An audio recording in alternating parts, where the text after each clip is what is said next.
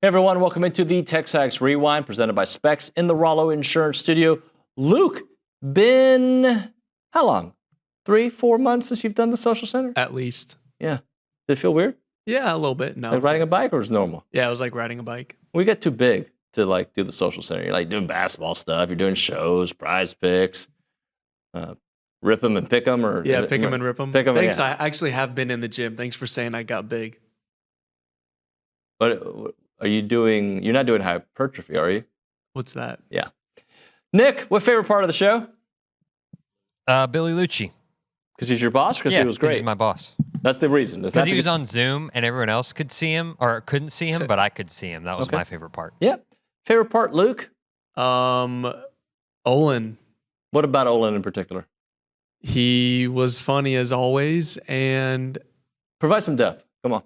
providing some depth, I would say that Olin categorically explained just how incredible Notre Dame was last night and how it pains him so much about the outcome of no matter what happens in this college football playoff. John Pugliese was really good on the program. Unfortunately, he had to escape Los Angeles with the wildfires. He lives there. He's in San Diego. He's safe. His family's good. We broke down Aggie basketball. We also got to know a little bit about Alabama's basketball team who's coming here. Top 10 showdown, Tony Tsoukalas, that and more. It's the Rewind. Ohio State, baby. Huge Buckeye fan. I love Ross Bjork. Huge Buckeye fan. I think Ohio State's the best team in the country, but you got to be the best team tonight, right? Yeah. I think Penn State lost that game probably more than Notre Dame won it. I'm familiar with that kind of game. Yeah. But no, you know what? If a certain basketball team wins tomorrow, Oh, so we have a glorious weekend regardless of what happens. that'll mean more to me than anything that happens in football. 100%. So Riley Leonard, stop me if you've heard this before, gets hurt and leaves the game. Mm-hmm. He comes back and plays really well. Yeah. We've heard about that before, haven't we? Yeah, we have. He's not, I don't think he's their star player. He's a really good player, really heady player. They made some plays when they had to at the end of that game. I think what Notre Dame does with Riley Leonard is they realize what his strengths are and his weaknesses are, and they play to his strengths. What a concept. What a concept of, hey, I got a quarterback. He's not a guy that's going to run 80 yards, but he's a big, powerful guy. And in a short yardage situation, I can call plays for him to run. Yep. And I don't know, I bet you if they ran him on, I bet you if they ran him 10 times on 3rd and 3, he got 9 of them. Yeah. Because they know what he can do well, and they let him do it. I'm going to say this. I don't think Notre Dame matches up well their strength against the Texas defense.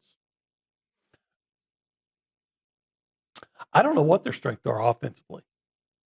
I mean, they'll just get those tough yards when they need them. That's what I think about them. I guess it is.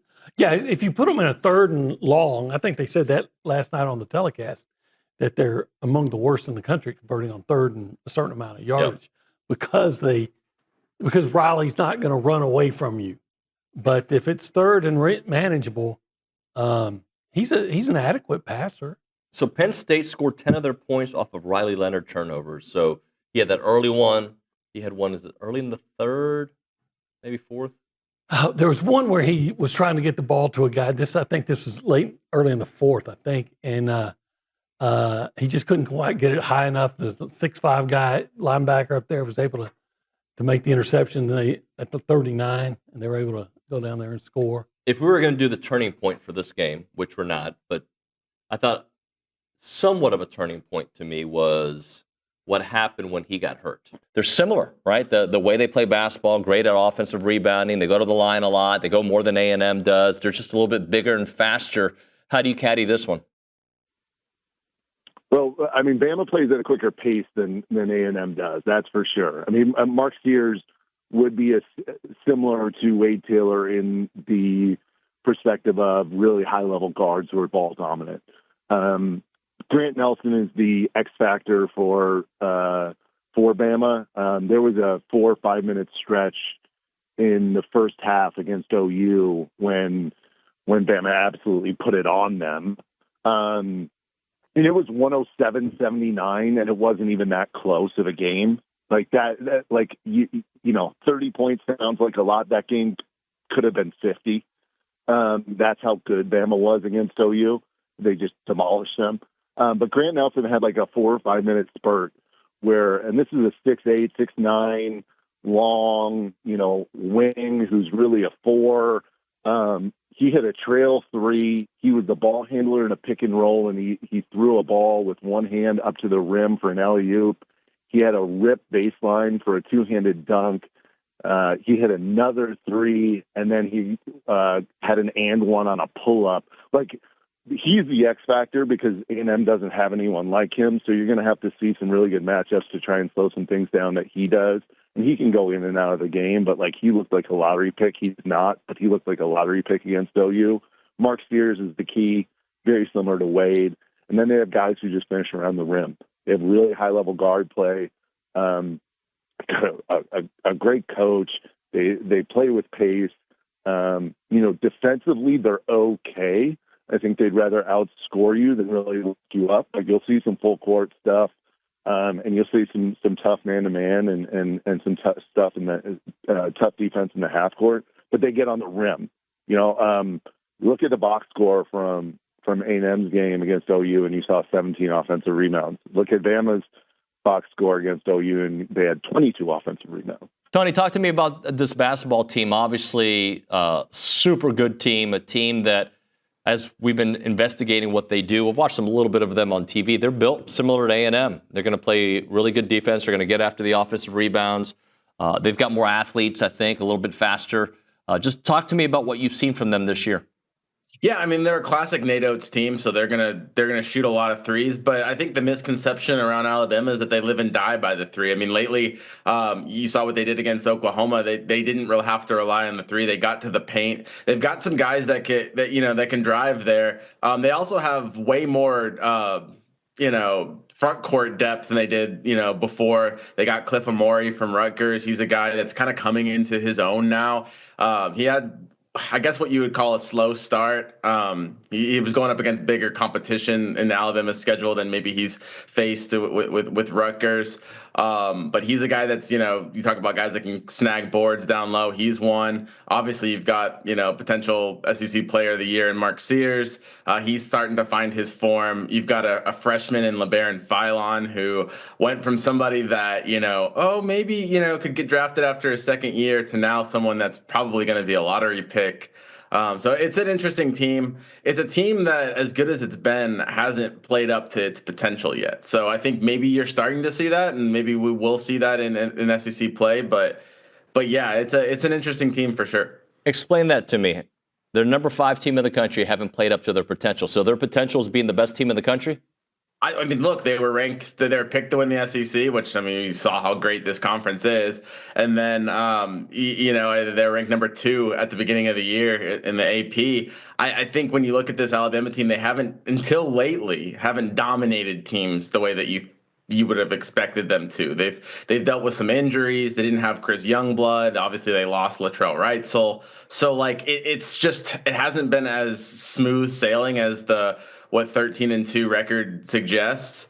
But at the same time, I mean, yeah, you're right. They are the number 5 team in the nation. It's not like, I think I wouldn't even call it panic here in Tuscaloosa, but you look, when your rival is clearing away the best team in college basketball, I think that kind of puts a magnifying glass on all of your flaws. And so maybe the vibe here in Tuscaloosa is, how do you keep up with Auburn, right? So maybe Alabama is being graded a little bit harder because they're being graded against, one of the better college basketball teams we've seen in a while. What happened in the Oregon game? Because A&M also dropped a game against Oregon, and they seem to be a really good team now. That after all that, I was kind of worried about that loss. Yeah, first of all, they're not a bad team. When you went into that Players Era festival, Oregon wasn't necessarily one of the names that stood out, but no, they're a good team. And Alabama lost Latrell Wrightsell during that game. So, you lose one of your best players. You have to kind of, compensate on the fly. And it was still a close game. That was a weird one. I think that's really the game that Alabama would like to have back. You just dealt with a little adversity there.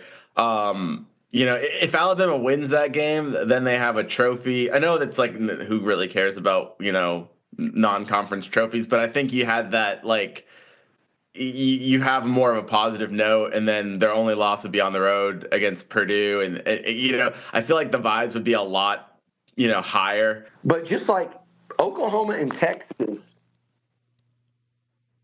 I mean, you really want to go 3-1 against those four. And now that you've won the first two, you want to go 4-0. You want to go do in Austin what you just did in Norman, or you want to get the Longhorns. Maybe you don't beat them by 20, maybe you beat them by 2, whatever.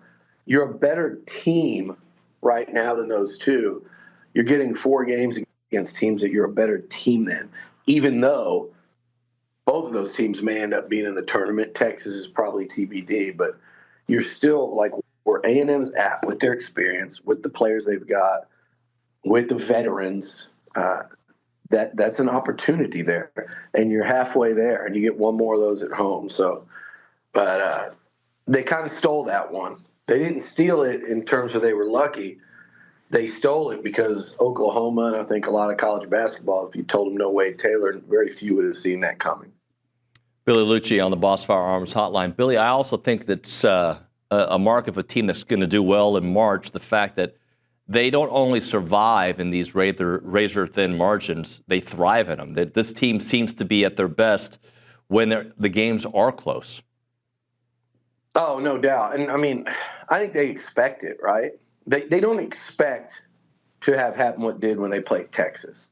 That's not what they expect. I mean, they expect to have to get down and dirty and get super, super gritty to win the game. And I don't mean that with a D. I mean that with 2 T's.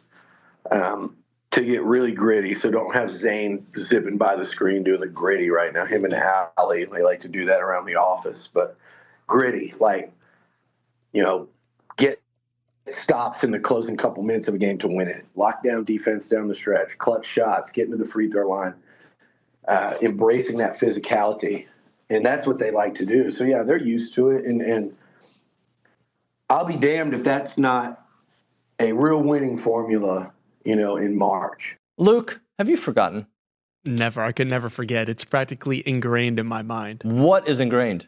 That, when you finish the rewind video, like any YouTube video, there are a couple things you're going to want to do. One, you're going to want to like, then you're going to want to comment, and you're going to want to subscribe if you haven't already. And also make sure to follow at David Nuno on Twitter or X or Instagram, whatever you want, because at the end of the day, he loves that, and he loves new followers. And at the end of the day, we're a family here, so new followers bring followers to TexAgs as a whole. I don't tweet very much. I am, you know what I am? You're a quality over quantity tweeter. Sometimes I'll just do wow, and I'll put a picture of little Bow Wow. Yeah. And that's all I'll do. And did you know why I did that? You leave it up to the interpretation of the viewer. Like, what do you most think that forms of wow, art. Bow Wow meant? I don't know. Bow Wow is before my time. Nick, do you know what I meant by that? I have no idea. I know some viewers and listeners know. If you know, comment below. I'll tell you after this. But there was a reason for that. Thanks for watching. We'll see you next time.